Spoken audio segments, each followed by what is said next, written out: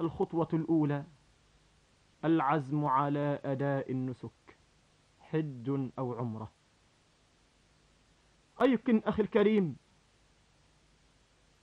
أن الحج دعوة من الله لمن شاء من عباده، فإذا وفقت لتلبية الدعوة فاعلم أنه توفيق الله لك، فاسجد لله شكرا.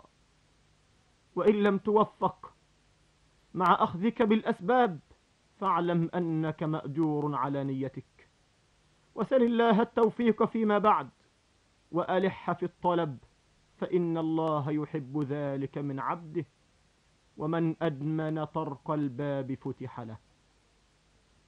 أخي الكريم، تحر أن تكون نفقتك من حلال وزادك من كسب طيب، فإن الله طيب لا يقبل إلا طيبا.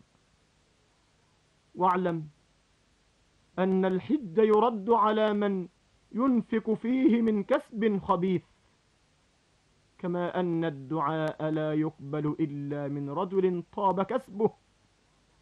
ولقد سأل سعد رسول الله صلى الله عليه وسلم عما يجعله مستجاب الدعوة، فقال له صلى الله عليه وسلم: أطب مطعمك تكن مستجاب الدعوة.